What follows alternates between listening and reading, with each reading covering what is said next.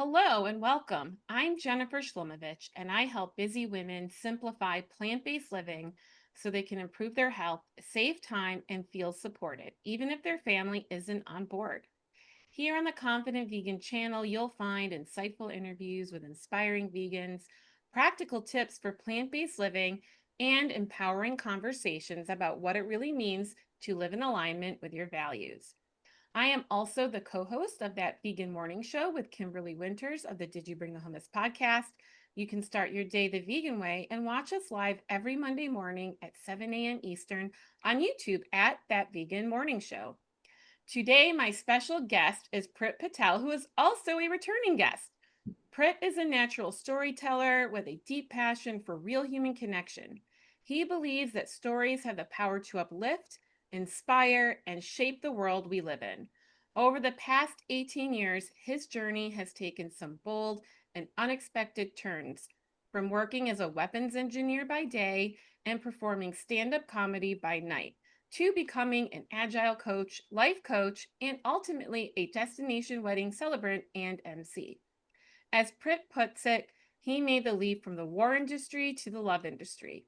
His life has been full of transformative chapters, two major career changes, seven moves across the UK, Germany, and Spain in just 13 years, and embracing a vegan lifestyle 3 years ago. Prit is also the creator of HumanKind Communities, where he helps build thriving, purpose driven networks of small businesses with big dreams, using the guiding forces of the law of attraction and Ikigai. So, welcome back, Prit. Thank you. So good to be back. It's nice to have you back. I'm going to ask you briefly to share a little bit more about yourself, but if you want to learn more about Prit's incredible journey, I highly recommend checking out our previous interview, which is called Veganism, Purpose, and Reinvention. And I'm going to include the link to that down below. So if you haven't watched that, go check it out. Either before watching this or after is fine.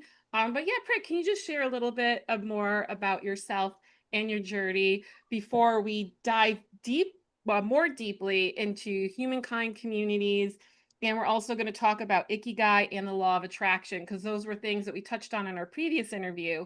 But there's so much more depth to talk about those topics for sure. So, anyway, before we get into that, can you share a little bit more about yourself and your journey? Absolutely. Yeah. Thanks for the epic introduction, by the way. And I mean that we talked in length about my journey, obviously in part one. So I'm not going to go into that much detail this time, but I feel what I would like to add now is sort of if I zoom out and look at that whole journey, what was it that was driving me, that was leading me? And it was essentially my heart. So I was, the cliche of following your heart, I was following my heart, but in a very conscious way. I was paying attention to what was it that was lighting me up inside. Mhm. What was the what felt natural to me. So it very much did feel like I was bit by bit following my natural calling in life. So that's kind of what's taken me through all those things you mentioned with the weapons engineer and the coaching and now being a celebrant. And what I love, and this is we'll get onto this probably in this conversation today about humans and humankind communities. But I believe as humans, we're meant to express ourselves. We're meant to create in so many different ways through so many different channels. And again, I think my story speaks to that because I've done so many different things. Engineering, comedy, yeah, stand-up comedy, that now, celebrant, and it just feels like, yeah, life's this thing to just explore. We are these things to explore, to express. And yeah, so I feel like part of my message is that, is to just do you and express yourself in as many ways as you can. Yeah. I love that. And I can resonate so much with your journey because I started my career working in the TV industry and still doing that as my day job.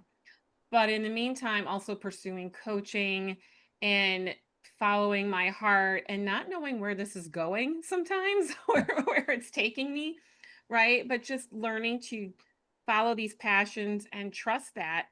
And for a long time, it didn't make any sense. And now it all makes sense. Like looking back, I'm like, oh, I understand all of that. This YouTube channel has had other names. It was first Conquer Your Chaos, and then it became Confidently Be You. And those didn't go exactly the way I expected. But what I realized is it in those other versions of my channel, I learned how to operate a YouTube channel. I had a lot of practice. It gave me my practice doing interviews and learning how to edit and all these other things. And then when I rebranded to the Confident Vegan and I discovered my true mission and all of this, those other versions in my channel, they weren't supposed to work out because those were meant for me to learn how to do this for what it's kind of like when you're building your career, right? You have your internship and all of that. So I just wanted to throw that out there because entrepreneurship is a very scary journey at times, right? It's exciting. You get an idea, you pursue it, you do all the things to get it started, and then you're like, oh, now what do I do with this? Right? And I had to learn what didn't work for me in life, not just as an entrepreneur, but just in everything, right? But what I've done is I look at failure differently. It's not failure, it's just all learning and growth. And it may not make sense, but 2 years down the line, 1 year, even 10 years down the line, all of a sudden you look back and you realize how all these things are setting you up for something else much bigger and much better. Yeah, absolutely. I again totally resonates with me, everything you said as well. And it's like, as you said, you can't see how those things are connected, and you don't see how they make sense often until years later sometimes.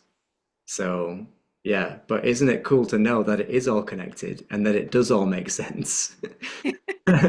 Absolutely. And that's why I'm so happy we're having this conversation because anyone watching, feeling in that place where they're following their heart or they want to follow their heart, but they're afraid to, um, hopefully this conversation will help inspire you and support you on that journey. And so, before we talk more about Ikigai and the law of attraction, can you share a little bit more about humankind communities? Because we were only able to touch on that a little bit in our previous interview. So, can you share more about your work there? Sure, sure.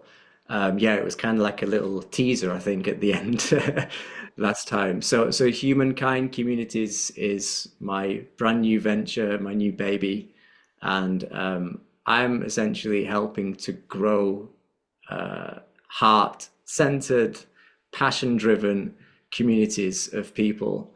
I know the way you introduced it was small businesses, which is what's reflected at the moment on my socials, and it's very much what I'm doing. We can come on to that with the first community that I'm actually supporting at the moment. But for me, it's bigger than that. Yes, it includes small businesses, but it's really what we've just been talking about. It's really people who are following their hearts and people who are following their passions and wanting to express that and wanting to create from that place in this world. Yeah, and doing it in a way where everyone grows together, everyone supports each other, and it's just this awesome, naturally intertwined system that just works. There's no longer this thing of, exchange. I do this for you, so you just do this for me. But everyone's just giving from that place. And I mean, we can get into the details of how I can see that working, but that's essentially the future type of communities that I'm wanting to build. And also, what's really key is that the common cause um, is to uplift, to light up humankind, hence the name. Excuse me. Humankind needs a lot of lifting up for sure. And, Yeah, I think, that should be the future of the way we do business, right? Collaborating, supporting each other, having that community space. I've talked to some others who are doing similar types of things and but all in different ways, but all with that core of let's help raise each other up and support one another. And, business can be very competitive and overwhelming, and you can support one another and still not take away, right? I think that's that old mindset energy of lack and scarcity, and when you replace that with a mindset of abundance, that there's always going to be enough, the universe is infinite, right? There's no limits. But we have a limited mindset, especially based on our upbringing. If we've experienced a lot of lack growing up, those messages imprint on us. And, our subconscious, that's a whole other conversation, right? Like all the things that go on in our Part subconscious. three. Part three. Yeah. Sounds good.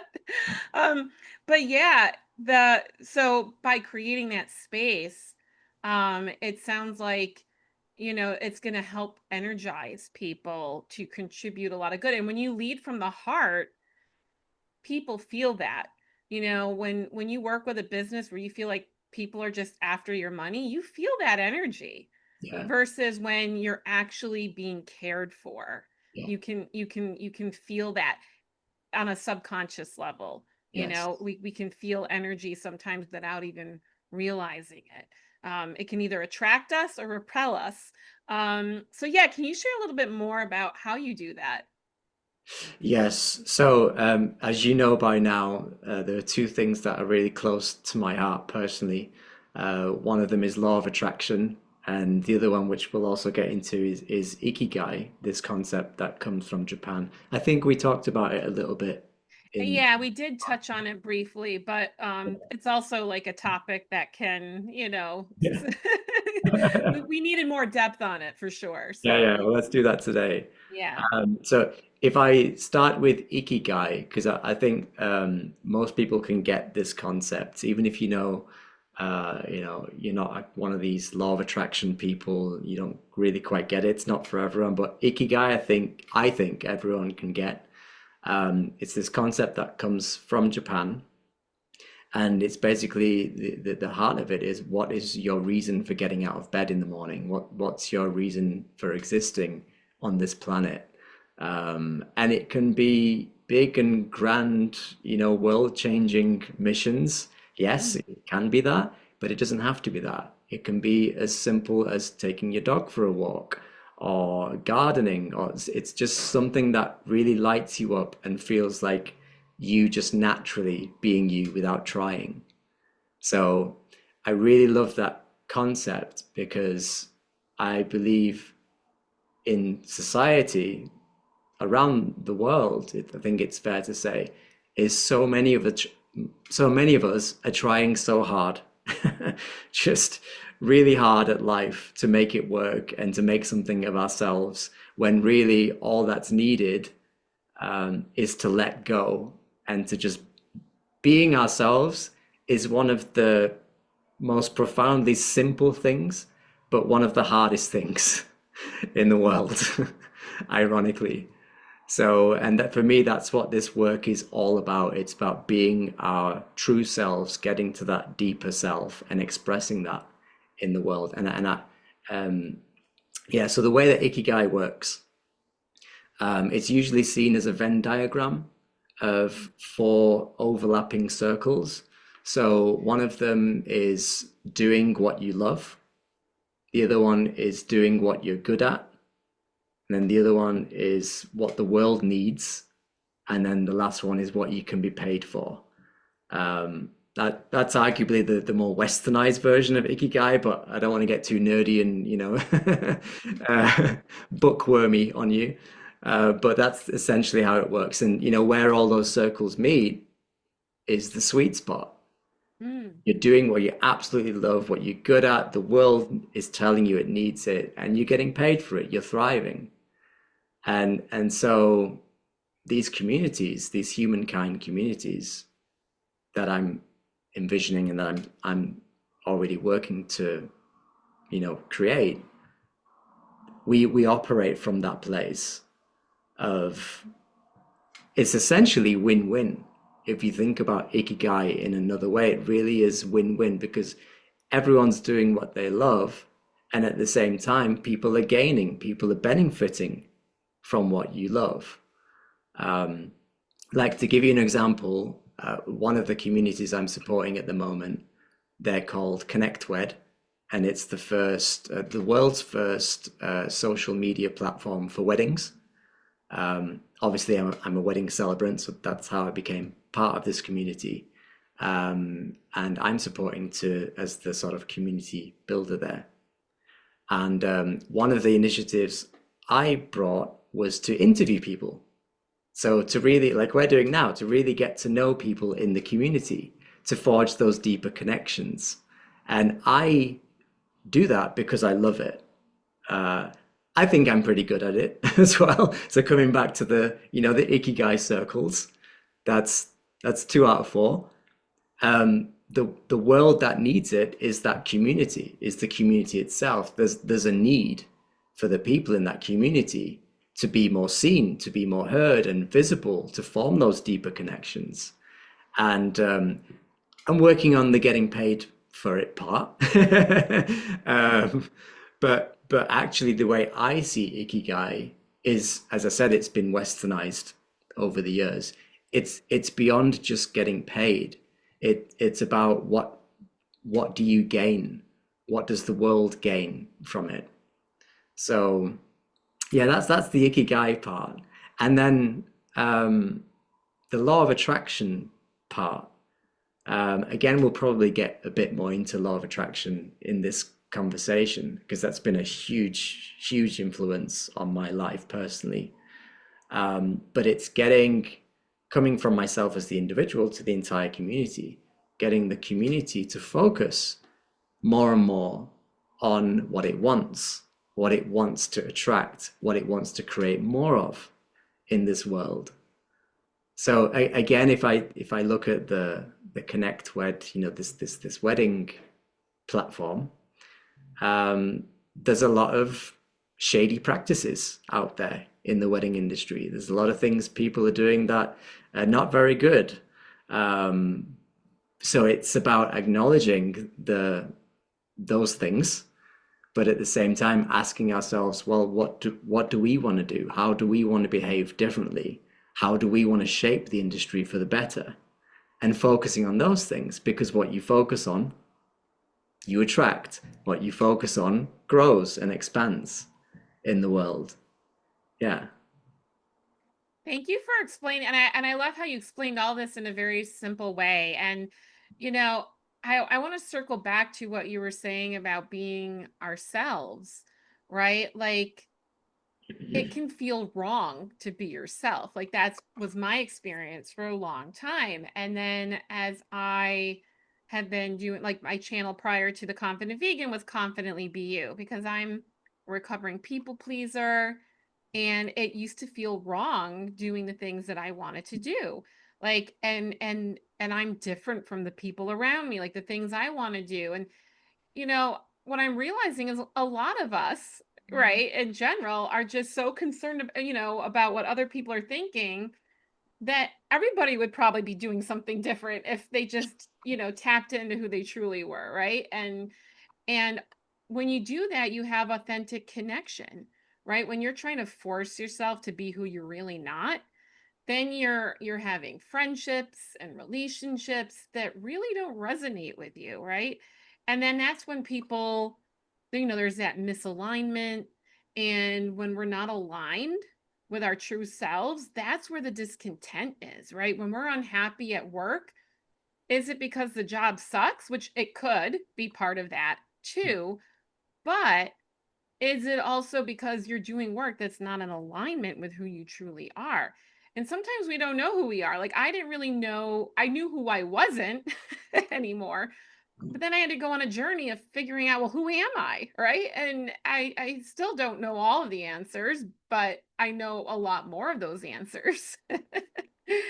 um, but yeah, and so by creating, by leading with the heart, you're creating that authentic connection. And I think that's really a baseline for a lot of discontent that we have in life, right? Is we don't want to be ourselves because we feel like it's wrong. But it's actually right. And we have to, and accepting, you know, you know, you know, really like surrendering to who we truly are and trusting that the universe is guiding us to where we're really supposed to be, right? Those heart-led nudges are like these little energetic breadcrumbs, right? They're taking us on this trail, right? Taking us on this journey. And um, I can see how like Ikigai and law of attraction go hand in hand. Like I have the book Ikigai and I started reading it. I didn't finish it because life got busy, but I know a little bit of the basics of it. And after our conversation, I'm gonna go back to, reading it again because I feel like it's really, a great concept to know about. And it does help with the law of attraction because I feel like the law of attraction too is very misunderstood, right? Mhm. People just think, oh, let me just throw this on a vision board and think about it. But it kind of ties into the subconscious, right? There's the saying fake it till you make it, right? And sometimes and to some degree we have to do that, right? We have to like show up and do the thing and trust and then build that muscle that will get comfortable, with it, right? We can't wait till we feel comfortable to do the thing. We have to start doing the thing to start building the muscle and getting you comfortable with it. But it's again that internal stuff in our subconscious, right? We have all these thoughts going behind the scenes. And so if we feel like if we have a lot of thoughts about lack, we're going to attract all of that. Or if you're building a business and your intention is just to make a lot of money and not make impact, you're going to repel people because you're putting that energy out there. But when you're building something from your heart and it takes time for the money to come, just like you were saying, but once you put the heart part in place and you have it put together authentically, then you trust that the universe is going to provide the abundance, right? It's going to flow the financial part to sustain that and to sustain your life while you're running this.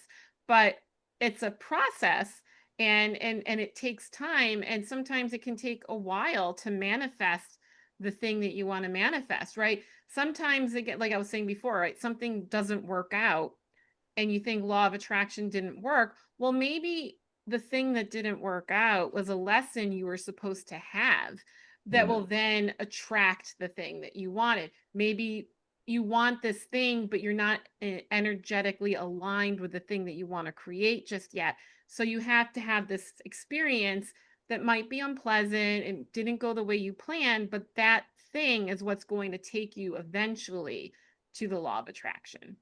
Yes. Yes, absolutely.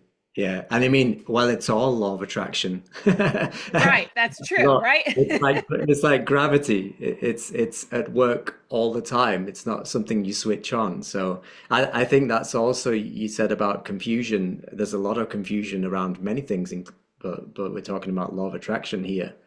And that can be one of them, that it's something, okay, I'm going to sit there and now I'm going to use law of attraction. Now I'm going to manifest, but we're attracting and manifesting all the time, but most of us just don't realize it. Yeah, that's a good point. And a good place to start is, asking yourself, what am I attracting right now, right? Because like you brought up a good point, right? We're always attracting things. Yeah, So a great way is to take a scan of your life and what are you attracting right now? What are yeah, the things that you are enjoying? What are the things that you're not enjoying? And yeah, then you can take a look behind the curtain at, well, what are your thoughts about this? Like what are, and it's not to point blame to like, yes, there are sometimes there's circumstances that are out of our control and life can be challenging, and terrible things can happen. And it's about responding versus reacting, right? Like we can respond to something where we're not letting our emotions run the show, and react to something. So how we respond to something can make all the difference in those types of situations. Definitely, absolutely. And I think another thing us humans have is judgment, right? So it can be really easy to judge. You were saying this as well, like circumstances which can seem like negative or bad for you, but actually it's life giving you a lesson to learn because not because life is dishing out these lessons, Yeah. but on some level, you've asked for that lesson yourself. Your soul has invited it in and asked for it, but we just don't realize it, especially when we're going through it at the time. So often it's sort of in retrospect that we realize it. Yeah. Yeah, absolutely. And you shared a lot of stories in our previous interview, but can you share a little bit more about your experience with law of attraction? Yeah, cool. Yeah, we had a lot of them in the previous interview, but what are some that you would like to share here Yeah. today? I mean, yeah, I've had so many experiences, and again, if we're being technical and argumentative, my whole life has been an experience with law of attraction because it never stops. But since the time I started learning about it and actually knew what it is, all sorts of things. Last time we focused kind of on my work and career. So just to give you something a bit different, my love life. So I attracted, or my partner and I attracted each other. So there's a pretty cool story around that. So at the time, I moved from the UK to Germany Mhm. because I won't get into all that again from part one, but of course I was having a tough time with work and life, and I was ready for change. So I applied for this job that came up in Germany, and I ended up getting it like super quick. It's never happened that quickly before.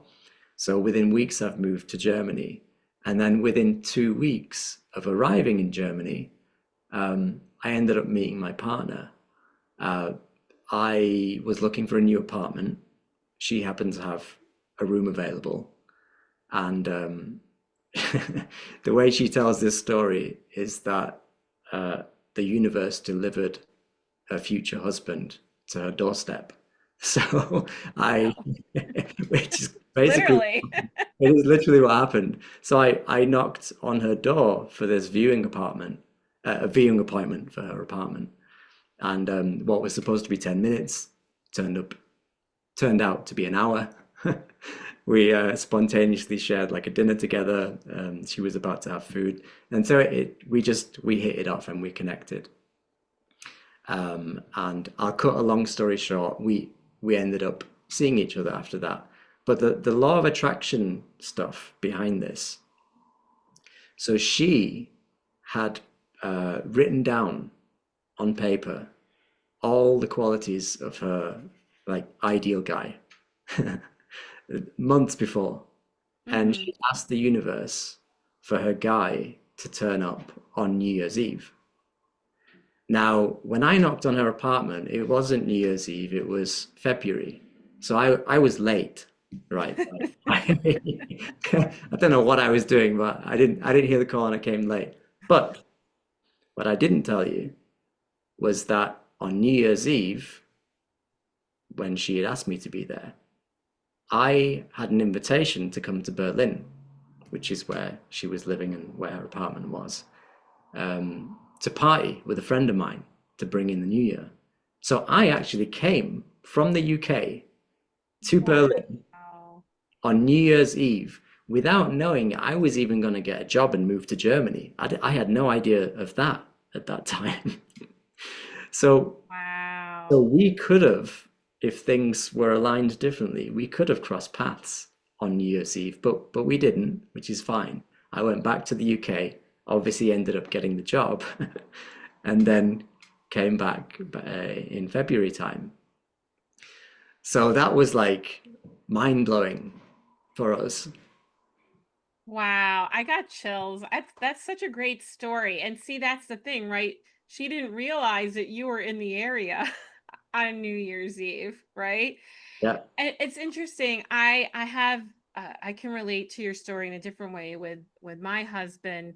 So I we're both divorced and have kids from our previous marriages. And right when I was in the middle of all my divorce stuff, um, which is messy and complicated, and I'm not going to put that all out here, but it was challenging. We'll just say that. But I had moved out into my own place, and I figured, well, I I'm trying to figure out so originally I was like Meetup has these different like groups on there, but you have one profile for Meetup and it fits for all the different groups. So this is all going to make sense in a minute. So um my my ex-husband was also on Meetup and I didn't want him to like see me on there and know my business. So I just had like a very vague profile and didn't have a picture on there and I was just, looking for local groups to do things.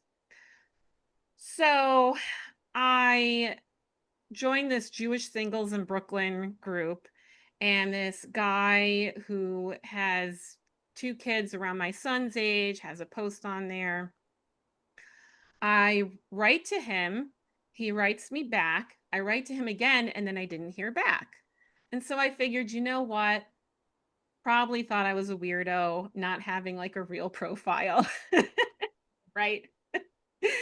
So also at this time, uh one of my sisters, we stopped talking because of some challenging stuff I won't unpack on here, but I was upset with her. And I was doing work, I was reading, learning more about Kabbalah and just helping me like process things and really tapping more into spirituality. And I came across forgiveness. And I was like, I can't forgive her, blah, blah, blah.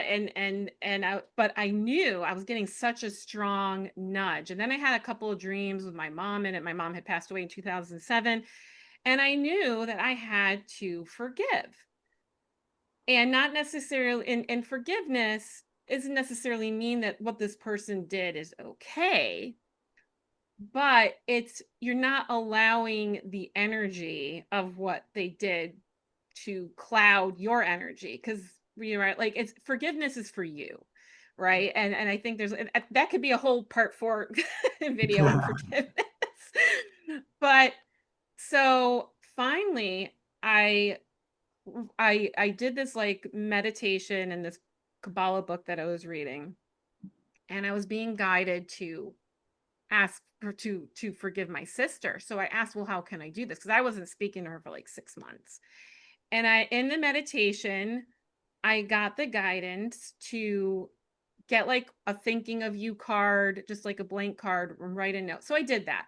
I wrote her a note, thinking of you, listen, if you want to have a relationship with me, there's just certain things we're not going to talk about. And if not, I just wish you all the best.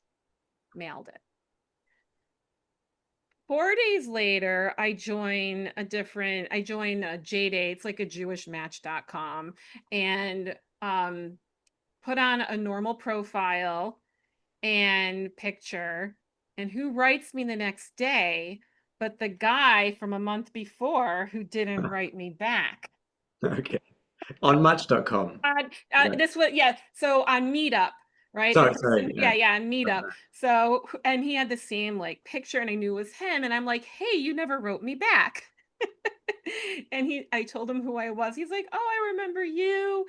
And I think there was like some kind of a glitch or something that happened, but anyway, well, we had a 9-hour first date. We our kids were with the other parents that following weekend, so we met up and we just celebrated our 10-year wedding anniversary in February. So Wow. that's my law of attraction story, right? Like we connected, but then it didn't fully happen. And I had all of this energy around my sister. And I have two sisters, by the way. So it's in case anyone's trying to figure out which. Okay. If anyone's watching and trying to be like, what, you know, because most people know about my other sister. Um, but anyway, um, you know, and we've worked it out since and things are better. But you know, things happen. Family dynamics are complicated, right? And I'm glad that we were able to move past all of that. But I liked I just when you were sharing about how you and your wife met, it just reminded me of that story of just another way of how the law of attraction works. Yeah, yeah, absolutely. And it goes to show how many things are connected. Like the motions that you had to go through with the forgiveness and the meditation and what you received from that. And I believe all those things were connected that then eventually brought you back to, this match then happening in a different way. And Yeah, absolutely. again, life always having the perfect divine timing lined up for us. Absolutely. Doesn't always align with what we think or what we expect is the right timing.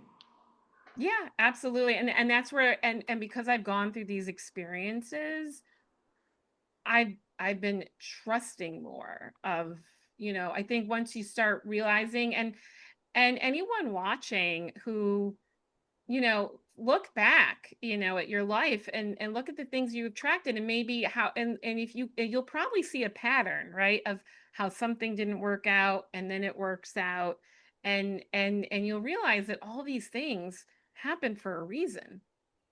Yeah, definitely, definitely. But one of my favorite mantras is things are always working out for me, which Yes. which comes from one of my favorite spiritual teachers, Abraham Hicks. And what you just said about looking backwards, like that can be hard to believe for anyone, Yeah. especially when you're in the thick of something which looks like it's not working out. But then when you look backwards to things where tough times and eventually they have worked out, and sometimes you can find examples how they worked out in amazing ways that you couldn't have even imagined, which then makes the thing that was bad, really make sense. Then it helps you in this present moment to connect to things are always working out for me, even if your circumstances, by typical standards, might not look that way. Yeah, absolutely. And yeah, it's just so interesting when, you know, you listen to other people's stories and then you start looking at your own life and realizing, oh yeah, right? Like that's the law of how the law of attraction works. Um, so yeah, Prit, what are some other things that you wanted to touch on all of this that you would like viewers to know about law of attraction, Ikigai, and humankind communities? Mm. Um, well, part of my mission really is to make all this stuff, which can seem quite woo-woo and weird and a bit out there. I really want to replace all of that with the word natural. Mm. Like Persian, my personal mission in life is to make natural the new normal. Mm. Because the woo-woo things we can see as labeled as magical and mystical and miraculous or supernatural, superhuman, we've been talking about humankind communities. Those things really are natural for each and every one of us. That's what I believe. And it's like the more life I live and the more experiences I go through, and discovering more within myself and what I'm capable of as a human.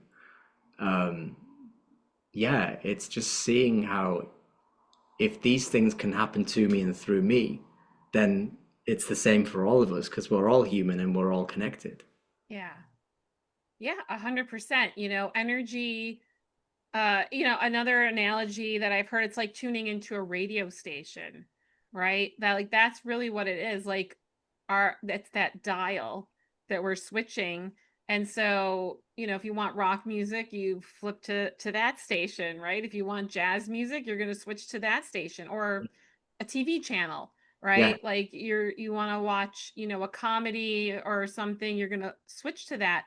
So it's the same thing. Our frequencies are this channel that we're admitting, and kind of like what you were sharing before about your wife, right? She put a frequency out there and your frequency matched. And you didn't realize in that moment at the time when she put it out there, but then you found out later on how that was able to take place. Yeah, absolutely. And I love that you're talking about frequencies because that just reminds me of it triggers something else in me. Because my why, why the reason I exist, and this just came to me in the last weeks, is I'm here to sing my soul note and to light Mm, up the world.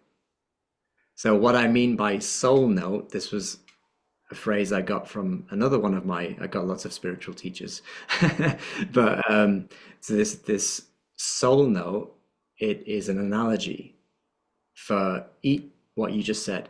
Each and every one of us has a unique vibrational frequency, which you can liken to a musical note.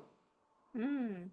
So we're here, each of us, to express, to sing that unique vibrational note. And there's this saying by who is it? Wayne Dyer. Uh, don't die with the music in you, Oh, yeah. which is so powerful, and that's what he's talking about. Don't don't die without expressing, without being who you really are. And I love this the singing part because for me singing is like you're not holding back, you're expressing, uh, and it's got a certain beauty to it. And it's like coming back to communities. That what I just spoke about was us as individuals. But when you imagine that in the community or as big as it gets, the global setting, each and every one of us singing our soul notes and hearing that symphony, that harmony, that for me is such a powerful image, whatever you want to call it, go Yeah. to, because it just represents not only why I'm here, but why we're all here to make that music, to sing our soul notes and be part of that one symphony. I love that. And what came to me as you were speaking about that is what's held, like, I can speak for myself, is what's held me back in the past from speaking, being my unique note, is feeling like that my note's not enough, right? Mm, Like who I am is not enough. But if we show up and we do all the things, right? Like everything is made from a single tiny little atom, right? Like we can't see that with our eyes. It's like microscopic, right? But it's important. We need it, right? And so we each have our unique role in the building blocks of just everything. yeah, And there's so many things that have come together to create us and bring us to who we are in this form right now. And there's a reason why we're here. And when you let go of all the things you feel like you should be, shouldn't be, and you just tap into who you really are, that true essence, that's when the magic really starts to happen. yeah, And yeah, it can be very, the healing journey is very messy. That's why there's therapy and coaching and personal development books and all the different tools to help you along the way. Um, and that's why Prit and I do the work that we're doing, right? Because we've learned from those things from our journey, and we want to provide space to help people on their own. And so I really love what you said about that. I think that's really beautiful. And I think it's so much needed right now. There's so much just craziness on the planet right now. yeah, And what's been helping me not get so bogged down by, I mean, sometimes it does bog me down while I watch the news, but focusing back on my mission, right? Instead of focusing on things that are beyond me and I don't have control over, focusing on the things that I do have control over that can have impact and make a better world. So we all can choose to make a better world in different ways. And it doesn't even have to be through entrepreneurship. You know, if you're a parent, just how you take care of your kids has an impact on the future. A kind gesture to a stranger is going to make all the world to that person.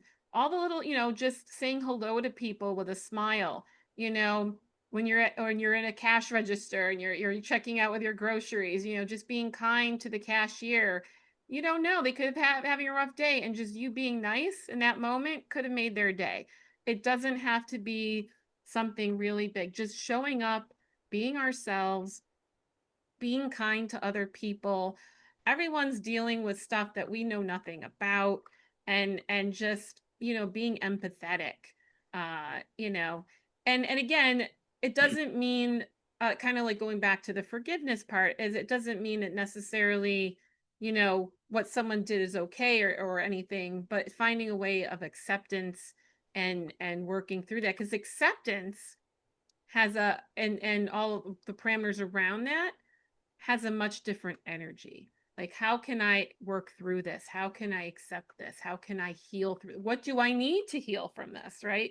And it may not be an overnight process, but all these things are so important so that we can show up and be the best versions of ourselves, to be our authentic versions of ourselves, and be that musical note of the world, that the world needs some really good music right now. So, Yeah. And that's the thing, the music is there. The yeah. music is already playing. It's just about, as you said, tuning into it. And it's about getting out the way of ourselves. That's the stuff that's drowning out the music, drowning out our own music, and drowning out that symphony that's already there to hear and to tune into. Yeah, absolutely. Prit, I feel like I could talk to you for hours, but we That's have to great. wrap up soon. Um, Before we close up today, is there anything else you would like to share with viewers?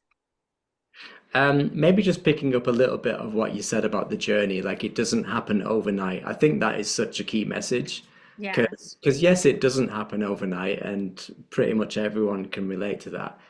And I want to say that we haven't come here to make things happen overnight. We've come for the experience. We've come yeah, for the journey. We've come to work through our challenges. Our souls have come into this life for that reason. None of us came in saying we want everything to be perfect at the click of a finger from the moment we're born. right. Otherwise, we wouldn't be here having this experience. So I've learned that through my own journey, but through teachings as well.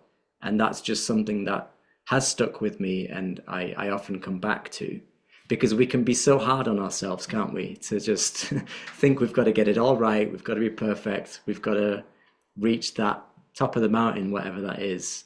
But we're here for that journey. Yeah, 100%. And I agree, right? Our souls, like, I could get really woo-woo. Uh, you know, I I do look at Earth as like a school, and we came here to learn things, and we picked a curriculum of, the types of experiences we want to have. And yeah, it can be unpleasant at times. Um, but when you look below the surface and you look at all the other things behind that, there's a lot of beauty that's there, and just appreciating the journey. What's helped me is when I'm in a challenging time, I I've developed this understanding of, trusting that, it's going to work out, but how can I be okay right now? And that's what I'll ask myself is, okay, I'm not where I want, or this situation is very challenging. How can I be okay with it right now where I'm at? How can I make the best of this situation? And that's not being passive and not taking action. Sure, there's actions we can take, but again, things take time. So again, tapping in, how can I be okay right now? How can I, because when we let go of that grip of control, right? Because that gives us a lot of that tension. Um, when we can, that's something that's helped me when I ask myself, how can I be okay right now? What do I need right now? Yeah. Right? What do Yeah. I need today? Let me just start with today. What would make this day a good day for myself? Yeah. Right? Because maybe this other thing might take time to work out, but how can I still have a good day? Right. Yeah. And there's ways we can still have a good day. And it might be, if you're burned out and you're stressed, maybe you need a day off and just, relaxing with Netflix and doing nothing and tune out the world for a day. And Yeah. there's healthy doses of that. You don't want to do it too much, but sometimes you do need to check out and kind of just have some solitude time, right? To kind of recharge and then get back at it. But, or it could be sometimes a stressful day. I'll make myself a cup of tea and sit in my balcony for 10 minutes and look at the trees. And then, sometimes that's all I need also. So, it's always important to just always check in with yourself and, what do you need to be okay right now? Because then you're emitting that frequency to the universe of I'm okay. Right. I've heard this before. I can't remember from where. Um, but it was a teaching where the universe knows one word, yes.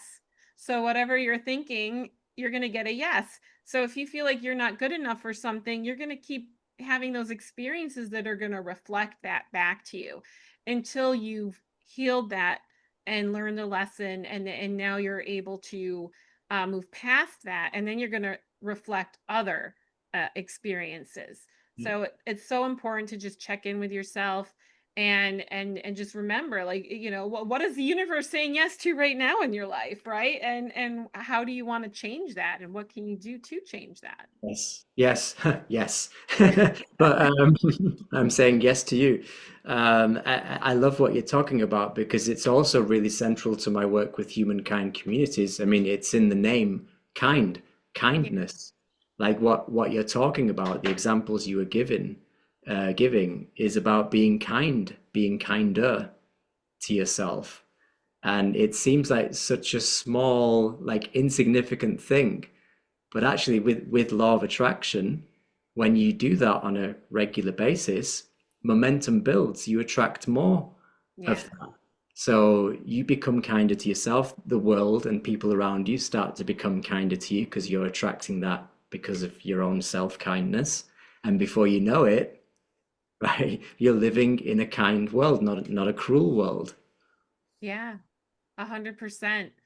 Um, yeah, thank you so much again for coming back here and having this conversation. Prit, I would love to have you back for something else if you ever want to come back for a part 3 interview. I'm sure we could find something to talk about.